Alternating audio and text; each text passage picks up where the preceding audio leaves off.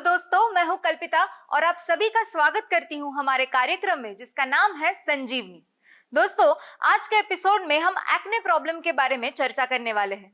इस पर हमसे चर्चा करने के लिए हमारे साथ हमारे स्टूडियो में मौजूद है डर्मेटोलॉजिस्ट डॉक्टर शेफाली त्रासी जी। तो चलिए उनका स्वागत करते हैं और एपिसोड की शुरुआत करते हैं। वेलकम डॉक्टर शेफाली, आपका हमारे संजीवनी के मंच पर बहुत बहुत स्वागत है। थैंक यू सो मच कि आपने मुझे आज बुलाया। जी मैम, आज के एपिसोड में हम बात करेंगे एक्ने के बारे में। सबसे पहले तो मैं आपसे ये पूछना चाहूंगी कि बहुत सारे लोगों को लगता है एक्ने और पिंपल ये दोनों अलग अलग चीजें हैं, तो एग्जैक्टली ये सेम है या अलग अलग है? एक्ने और पिंपल ये एक ही चीज है। आप अपने लैंग्वेज में उसको पिंपल बोलते हो, मैं मेरे लैंग्वेज में उसको एक्ने बोलती हूँ। अच्छा। तो मेडिकल टर्म एक्चुअली एक्ने है और नॉर्मल टर्म है पिंपल। एक्ने के अलग अलग ग्रेड्स होते हैं, तो वो ग्रेड के हिसाब से हमें उसको ग्रेड 1, 2, 3, 4 ऐसे उनको स्टेजेस देते हैं या ग्रेड देते हैं और उस हिसाब से आपका ट्रीटमेंट होता है। तो हमारे लिए एक्ने ग्रेड 1 या एक्ने ग्रेड 4 जब हम प्रिस्क्रिप्शन पे लिखते हैं तो इमीडिएटली पता चल जाता है कि मुझे किस तेजी से या किस तरह से वो पेशेंट को ठीक करना है। अच्छा। So that is the difference कि एक्ने और पिंपल में है, लेकिन पेशेंट को वो समझेगा नहीं और नॉर्मल लोग उसको हर एक चीज को पिंपल ही बोलते हैं। जी। अभी कितने बार तो ऐसा होता है कि कोई भी ऐसे लाल फोड़ी दिखती है तो उनको बोल लगता है ये तो एक्ने ही है, लेकिन वो एक्ने नहीं रहता, वो एक एक्ने फॉर्म इरप्शन रहता है, माने छोटा सा बॉयल जो स्किन पे आया है, लेकिन हर टाइम वो एक्ने ही हो ऐसा हो नहीं सकता। जी। तो मैम, हमें एक्ने की ही प्रॉब्लम हुई है, ये हम किस तरह से पता लगा सकते हैं? ऐसे कौन से सिम्टम्स हैं? एक्ने अगर होता है तो एक्ने 4 स्टेजेस से निकलता है। जी। जब वो आने वाला होता है तभी वो एक व्हाइटेड की तरह दिखता है, फिर वो थोड़ा सा फूट जाता है और वो ब्लैक हेड बनता है। फिर अगर उस टाइम पे आपने अच्छी तरह से वो एक्सफोलिएट नहीं किया स्किन को तो वो एक छोटा सा स्किन कलर का बॉयल जैसे आ जाता है जी। जो लेटर ऑन पस भरा हुआ भी दिखता है। उस हिसाब से अलग अलग एक्ने के टाइप्स रहते हैं। अभी आप बोलोगे कि अरे मुझे तो ऐसा पस भरा हुआ बॉयल आया है, बट आप तो बोल रहे हो ये एक्ने नहीं, ऐसी क्यों? तो ऐसा होता है कि कितने बारी हम लोग बाल तोड़ होता है ना लोगों को, जहाँ पे एक बाल के खींचने के वजह से वहां पे एक बॉयल आ जाता है, वो तो डायरेक्ट पस फिल बॉयल आता है, तो उसको फिर फॉलिक्यूलाइटिस बोलते हैं या फरंकल बोलते हैं। अच्छा। तो वो डिफरेंस रहता है एक्ने में और एक फॉलिक्यूलाइटिस में। तो इसीलिए अगर किसी को भी खुद को डायग्नोज करना है कि हाँ मुझे ये एक्ने है, तो फिर ऐसे स्टेजेस होने चाहिए। That is number 1। जी। सेकंड, अगर मुझे उसको एक्ने बोलना है तो जनरली एक्ने आता है फेस पे, फिर एक्ने आ सकता है चेस्ट पे, बैक पे, हैंड्स पे और बटक्स पे। तो जनरली हम लोग जो डॉक्टर्स पेशेंट्स को समझाते हैं तो हम बोलते हैं कि एक्ने हेयर बेयरिंग एरियाज में आते हैं। अच्छा। माने जहाँ पे बाल है वहां पे एक्ने हो सकता है। जी मैम, एक्ने होने के क्या कारण हो सकते हैं? कौन कौन सी वजहों से हमें एक्ने की प्रॉब्लम हो सकती है? अभी वजह तो बहुत सारे हैं एक्ने के, बट बेसिक अगर हम लोग देखें तो जब एक लड़की को या लड़की को जब वो प्यूबर्टी में आ जाते हैं तभी उनको एक्ने हो सकता है, क्योंकि हार्मोनल चेंजेस हो रहे हैं उनमें, बहुत सारे बॉडी चेंजेस हो रहे हैं, फिर ऑयल ग्लैंड एक्टिविटी चेंज हो रही है, उस वजह से कई बार बच्चों में यानी टीनेजर्स में एक्ने होता है। अभी वो हुआ टीनेज एक्ने।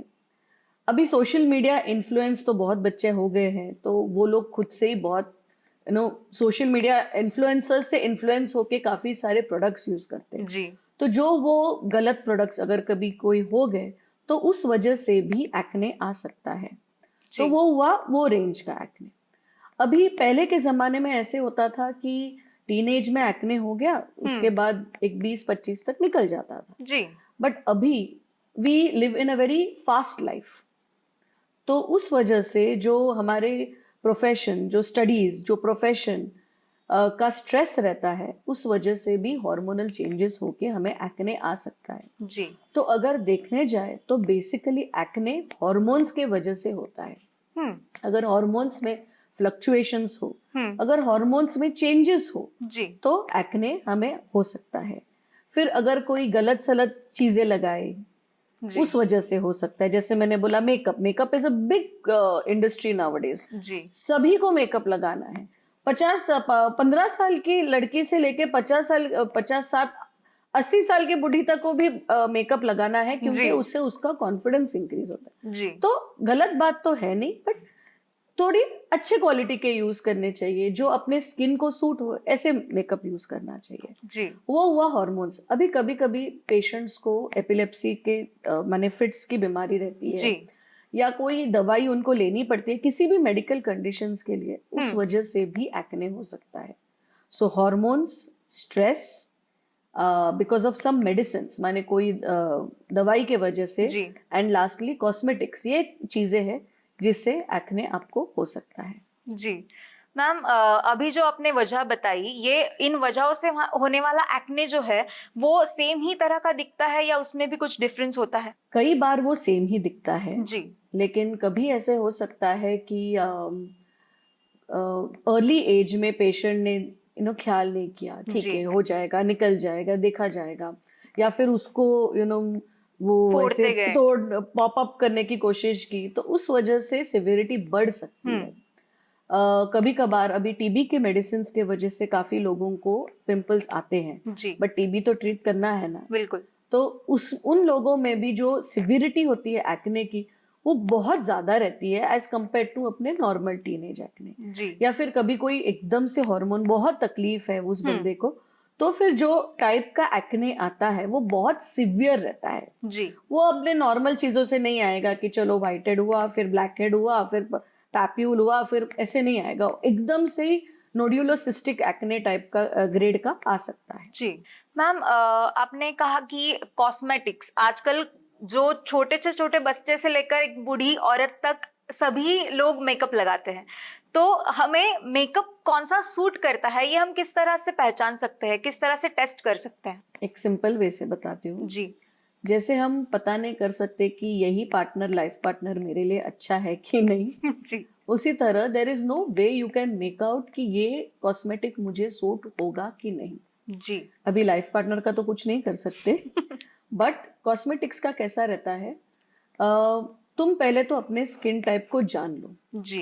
पहले समझ लो कि मेरा स्किन टाइप नॉर्मल है, ऑयली है कि ड्राई है। जी। अगर नॉर्मल है तो फिर मुझे क्या कॉस्मेटिक लेना है, अगर ड्राई है तो मुझे क्या करके फिर उसके ऊपर कॉस्मेटिक लगाना है। जी। और अगर नॉर्मल है तो फिर ये दोनों के बीच में मुझे कैसे काम करना है। जी। ओके, तो पहले तो अपने स्किन टाइप को समझ लो। सेकेंडली, मैं जब मेरे पेशेंट्स मुझे बोलते हैं नहीं डॉक्टर मुझे तो कॉस्मेटिक लगाना है, तो जनरली मैं उनको क्या बोलती हूँ कि पहले सिंपल चीजों से शुरू करो। जी। माने एकदम ही सारे स्टेप्स करने की जरूरत नहीं होती है। प्राइमर लगा, फाउंडेशन लगा, कॉम्पैक्ट पाउडर लगा, फिर ये लगा, फिर वो लगा, नहीं। सिंपल चीजें शुरू करो।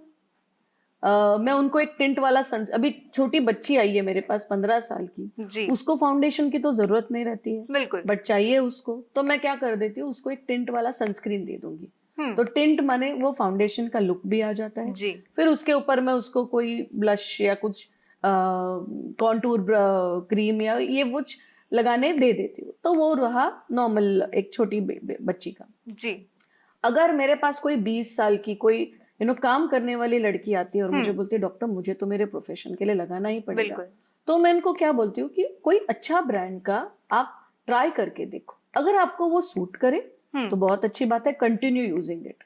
जी। ओके, अगर नहीं सूट करे तो आपको वो चेंज करना पड़ेगा।